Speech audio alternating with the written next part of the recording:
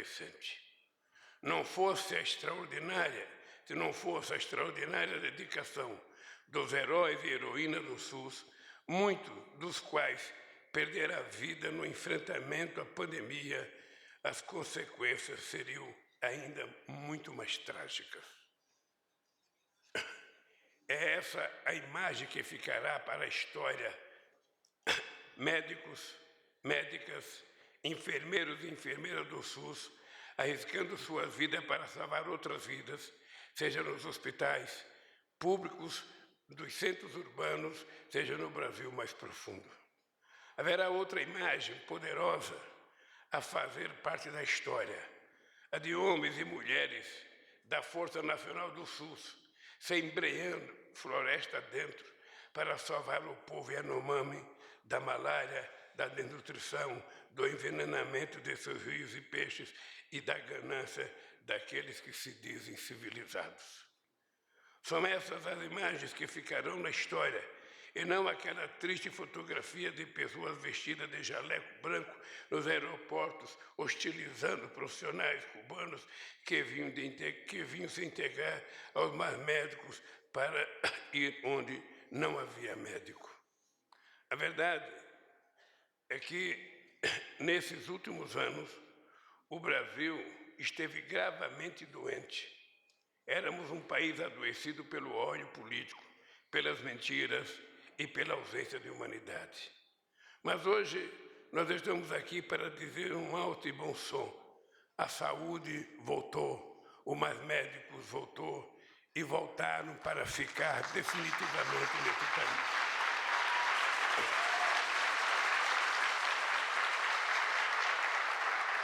Voltou também o Programa Nacional de Imunizações, que se tornou referência no mundo.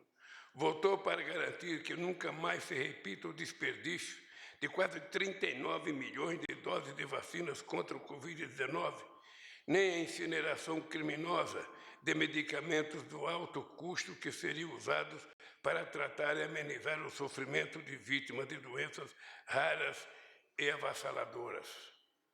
Um dos maiores programas de universalização de saúde da história, o Mais Médico, contratou mais de 18 mil profissionais e chegou a ser responsável por 100% da atenção primária em mais de 1.000 municípios.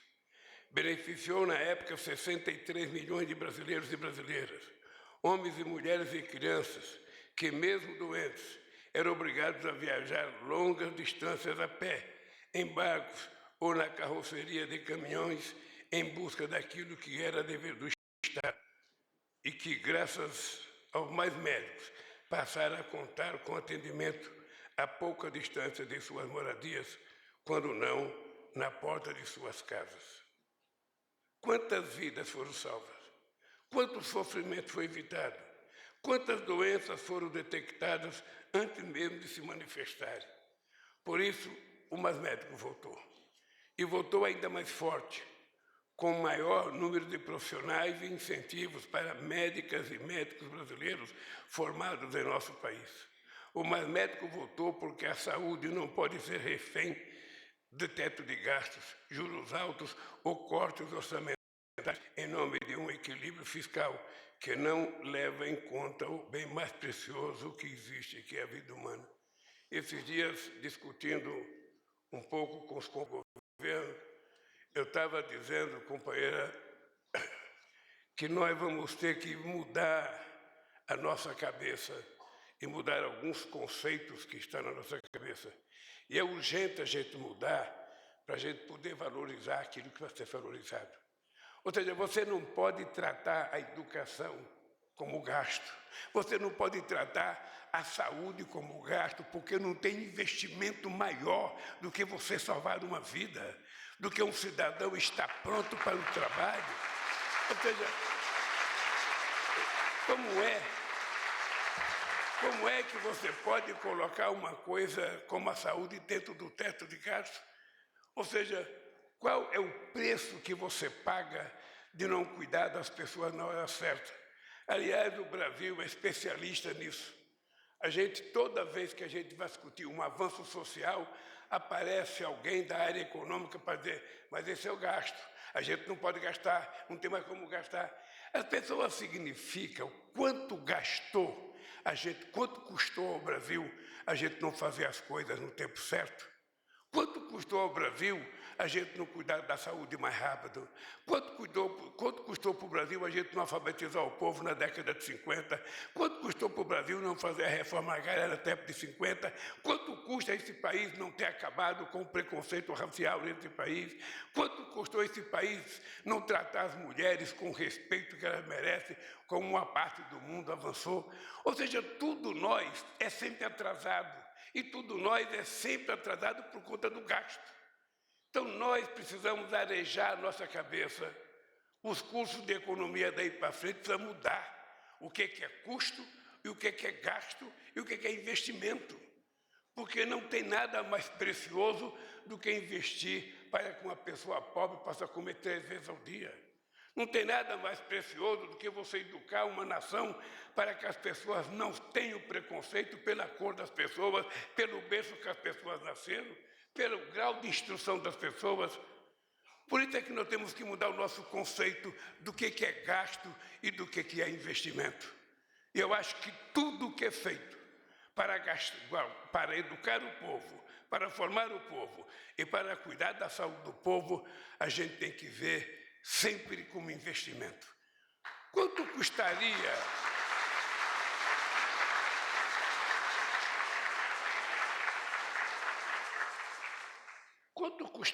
hoje a situação do povo pobre se a gente não tivesse criado subsídio para o Minha Casa Minha Vida? Como é que a gente iria querer que uma pessoa que ganha um salário mínimo possa pagar 300, 400 reais de prestação no casa do aluguel? Se o Estado é capaz de aceitar conviver com dívida de 1,7 trilhão de reais, que as pessoas devem à Previdência, devem à Receita, por que não pode conviver com um pouco de subsídio para o povo pobre se transformar menos pobre, virar cidadão de classe média, poder virar um consumidor de padrão médio e esse país voltar a crescer? Quem tem que mudar, na verdade, é a nossa cabeça. É a nossa cabeça. Os livros de economia estão superados. É preciso criar uma nova mentalidade sobre a razão da gente governar. Para que você quis ser governo, Márcio? Para que, Sônia, que você aceitou ser ministra? Não foi para dizer que você tem o título de ministra. Só tem sentido você ser ministra se você puder dar um padrão de tratamento decente e humano aos indígenas brasileiros. É a única razão que explica. É a única razão. E todos nós seremos medidos quando terminar o nosso mandato. A gente não fez aquilo só que a gente fala. A gente faz o que as pessoas compreenderam que a gente fez. E é para eles que nós estamos governando. Por isso é que nós temos que ter em mente que nós temos um compromisso. Esse é um compromisso de honra, é um compromisso moral, é um compromisso de fé. É que nós temos que tirar esse país da miséria que ele se encontra. Nós não podemos deixar. Nívia, eu costumo fazer check-up todo ano. 99% do povo brasileiro não tem acesso às máquinas que eu tenho. Os médicos nem perguntam se eu estou com dor de cabeça, se eu estou com dor de dente, se eu estou com dor não sei de onde. Mandam eu entrar numa máquina 1, máquina 2, máquina 3, máquina 4. Depois de passar o dia dentro das máquinas, eu tenho o resultado. O coitado do povo mais humilde não tem sequer direito, muitas vezes no interior, a um leito para ele deitar para que o médico possa consultá-lo. Por isso, Nívia, eu estou muito orgulhoso, primeiro, de ter encontrado você para ser ministra da Saúde. Segundo, de você.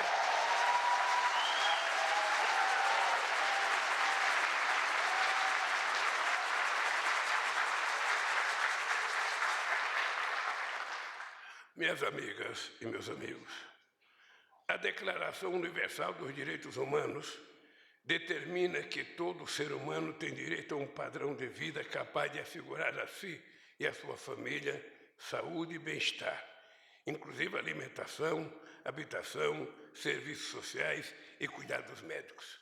Isso está na nossa Constituição. Isso não está num livro de outro país, está na nossa Constituição.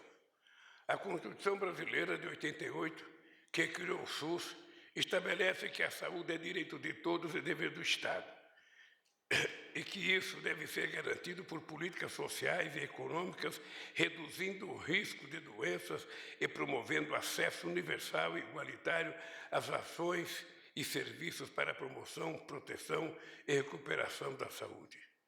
Nenhuma religião prega que o ser humano deve renunciar à sua saúde e ignorar o sofrimento do próximo. Em nenhum lugar está escrito que a saúde deve ser privilégio de quem pode pagar por ela. No entanto, sucatear a saúde pública, desarticular políticas, ações e programas de comprovada eficácia e alcance universal, desacreditar a medicina e negar as vacinas que poderiam salvar centenas de milhares de vidas, significa exatamente isso: deixar os mais pobres entregues à doença que poderiam ser tratadas e evitadas caso eles tivessem dinheiro. Um dos maiores escritores brasileiros de todos os tempos, Guimarães Rosa, escreveu: qualquer amor já é um pouquinho de saúde, um descanso na loucura. E todos nós queremos ter um pouco de amor. Portanto, todos nós queremos ter um pouco de saúde, porque isso significa um descanso na nossa loucura. Quero dizer que o oposto também é verdadeiro. Tanto ódio contra mulheres, população negra, indígena, pessoas LGBTQI+, e os mais vulneráveis em geral, é uma doença que precisa ser extirpada deste país. O ódio é uma doença, a fome é uma doença, a desigualdade é uma doença, o preconceito, a discriminação e a exclusão são doenças que há muito deveriam ter sido erradicadas. Fomos capazes de derrotar flagelos antes incuráveis como as poliomielites e hanseníase, graças aos avanços da ciência e ao esforço árduo e contínuo das mulheres e homens que jamais se conformaram com a dor de seus semelhantes. Haveremos também de vencer em definitivo ódio e suas sequelas que todos os dias promovem sofrimento nesse país. Meus amigos e minhas amigas, companheiros e companheiras, eu quero terminar dizendo para vocês que quando nós tivermos completado 100 dias, nós já teremos recolocado na prateleira todas as políticas públicas que nós criamos e que deram certo para esse país. A partir dos 100 dias vai começar uma nova etapa na nossa administração. A partir dos 100 dias nós vamos ter que começar a fazer coisas novas. Nós temos que nos dirigir um pouco à classe média brasileira, porque no fundo ela tem sofrido muito o desgoverno desse país.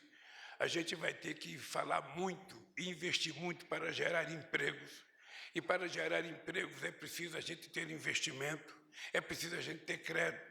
E para ter crédito a gente vai ter que utilizar os bancos públicos para financiar o desenvolvimento desse país.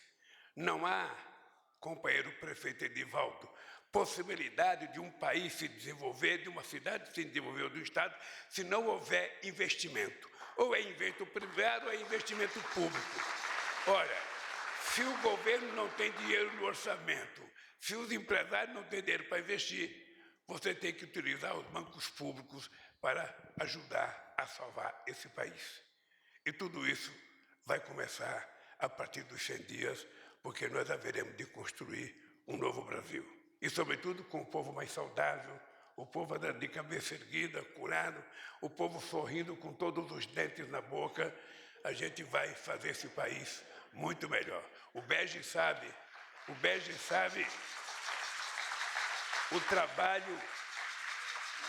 trabalho para a gente cuidar da boca desse povo, Nízia, porque eu não vou dizer aqui o que eu já disse uma vez, mas a verdade é que a boca não é tratada como uma questão de saúde. Os dentes não é tratado como uma questão de saúde. Tudo é tratado como uma questão de saúde pública. A boca não. Ou seja, você vê uma criança de 16 anos sem nenhum dente na boca, ou faltando 4 ou 5 dentes, aquilo não é doença, é desleixo. Desleixo de quem? Da pessoa ou do Estado, que deveria cuidar da água, que deveria cuidar do alimento, deveria cuidar que essas pessoas tivessem acesso a dentista. Então, o Bege sabe o carinho e o amor que eu tive pelo Brasil Sorridente. Sabe? Ganhei todos os diplomas que os dentistas já deram para alguém no mundo, eu ganhei. Agora, eu não quero mais diploma, eu quero que vocês ajudem a cuidar dos dentes das pessoas que moram mais longe, que não têm acesso a dentista, porque dentista, em alguns lugares, é luxo. E nós precisamos dizer que cuidar do dente é uma questão de saúde. Por isso, gente, obrigado. Eu espero que vocês apoiem a nossa companheira Nízia. Esse programa que a gente está lançando, não é todo mundo que gosta dele, vai aparecer críticas, e é muito importante que aqueles que confiam no SUS, aqueles que confiam no Mais Médicos, aqueles que confiam de que a política, sabe, da saúde nesse país tem que atender preferencialmente as pessoas que não podem pagar, por favor, se transforme na nossa ministra da Saúde e tenham coragem de brigar para que ela possa executar esse programa em sua totalidade. Um grande abraço, um beijo no coração. Está encerrada a cerimônia. Pedimos a todas que aguardem a saída do senhor presidente da República.